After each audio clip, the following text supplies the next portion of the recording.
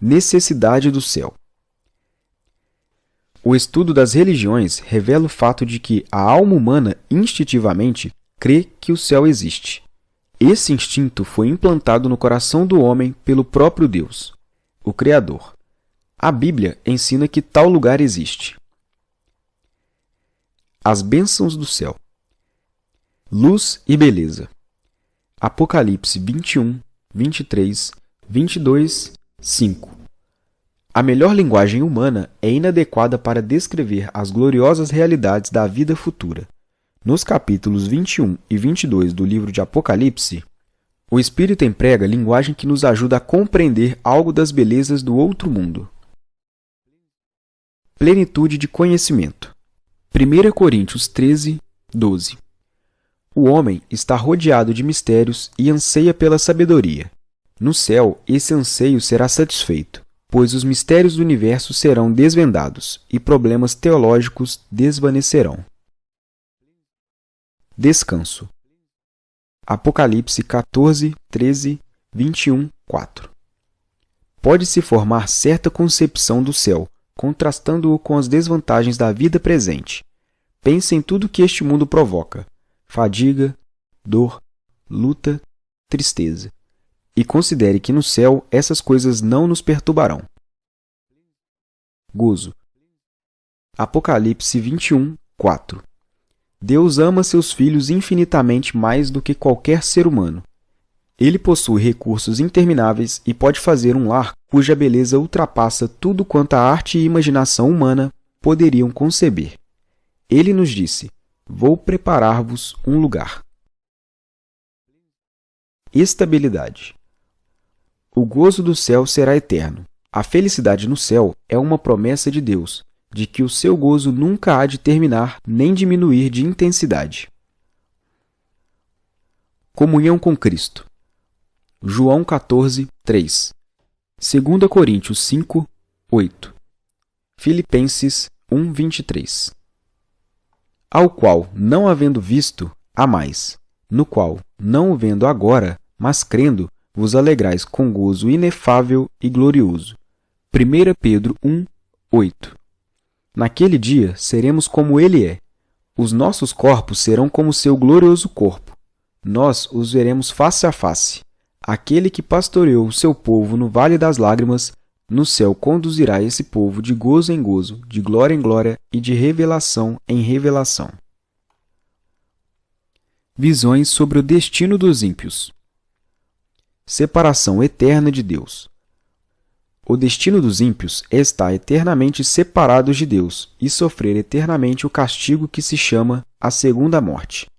Devido à sua natureza terrível, é um assunto que costuma ser evitado. Entretanto, é necessário tomar conhecimento dele, pois é uma das grandes verdades da divina revelação. Por essa razão, o manso e amoroso Cristo avisou os homens dos sofrimentos no inferno. Universalismo. O universalismo ensina que todos os homens, no fim, serão salvos, argumentando que Deus é amoroso demais para excluir alguém do céu.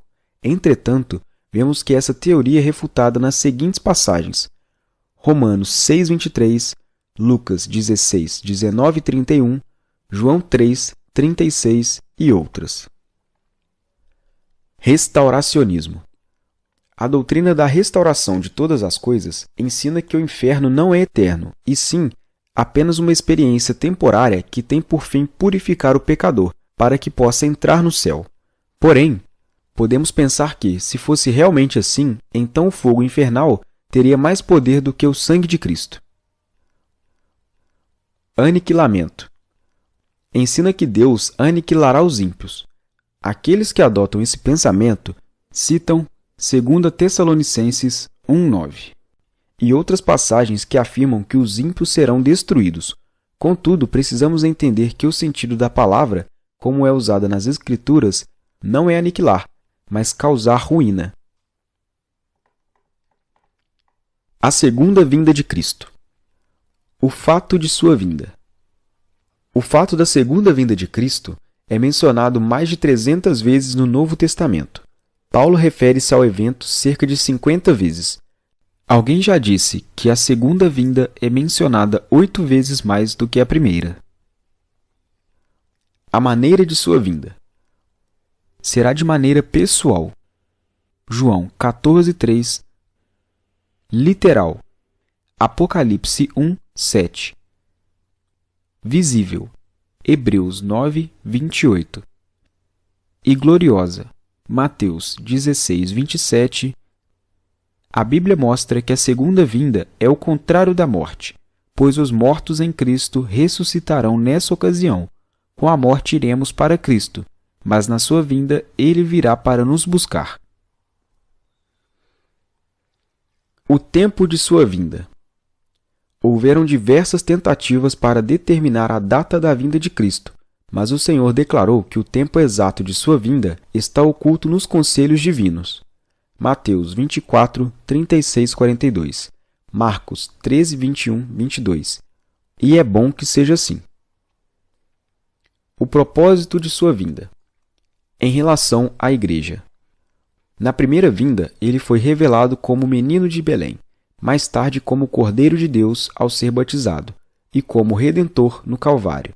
Na segunda vinda, virá para levar-nos às bodas do Cordeiro. Em relação a Israel. Aquele que é a cabeça e salvador da Igreja, do povo do céu, é também o prometido Messias de Israel, do povo terrestre. Como Messias, ele libertará esse povo da tribulação, os reunindo dos 4 cantos da terra e os restaurando à sua antiga terra, reinando como rei sobre a casa de Davi. Em relação ao Anticristo. O espírito do Anticristo já está no mundo. 1 João 4:3, 2:18, 2:22. Mas ainda virá outro Anticristo final. 2 Tessalonicenses 2:3. Ele será antideus e anticristo e perseguirá os cristãos numa tentativa de extinguir o cristianismo.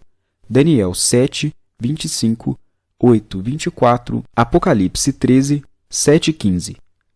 Sabendo que os homens desejam ter alguma religião, ele estabelecerá um culto baseado na divindade do homem e na supremacia do Estado. Em relação às nações. As nações serão julgadas, os reinos do mundo destruídos e todos os povos estarão sujeitos ao Rei dos Reis. Daniel 2:44, Miqueias 4:1, Isaías 49, 22, 23. Cristo regerá as nações com vara de ferro e tirará toda a opressão e injustiça da terra. Características sobre a segunda vinda de Cristo. O dia e hora ninguém sabe, mas há alguns fatos que a Bíblia nos conta que são ligados à segunda vinda de Jesus. Entre eles estão o arrebatamento da Igreja, a grande tribulação e o milênio. No que diz respeito a esses assuntos, há algumas visões diferentes, as quais estudaremos agora. O arrebatamento da Igreja. O arrebatamento é o momento em que a Igreja será retirada do mundo e levada à sua morada celestial. Mas em que momento isso acontecerá? Jesus estava profetizando sobre o fim dos tempos quando disse que haveria grande tribulação, como nunca houve. Mateus 24, 21.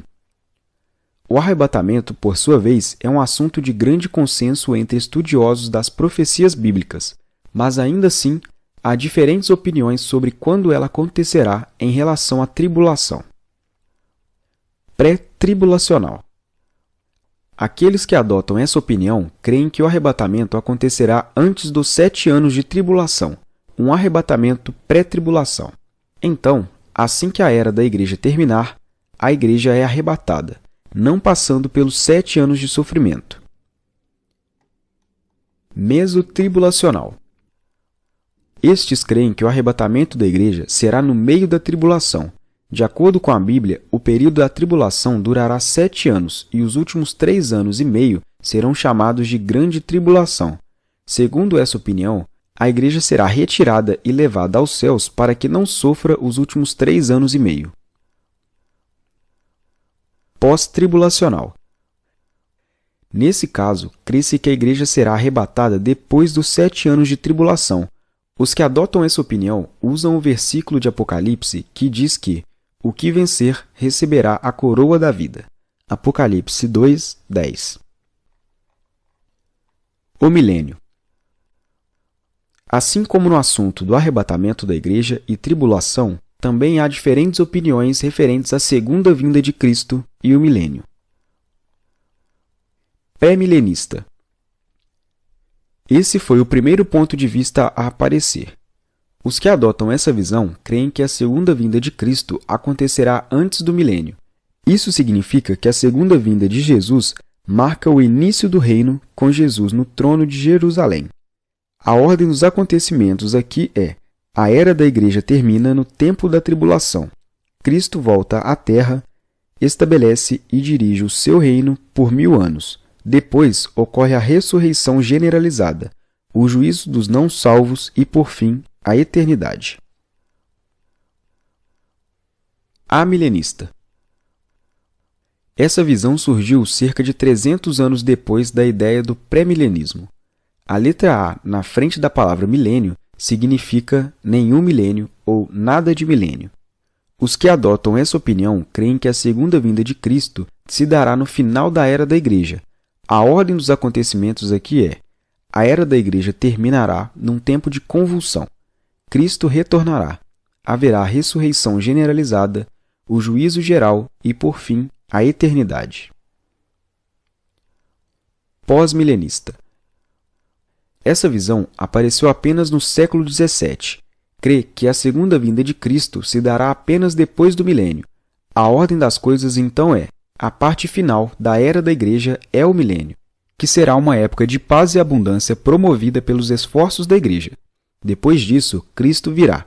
Haverá a ressurreição generalizada, o juízo final e, por fim, a eternidade.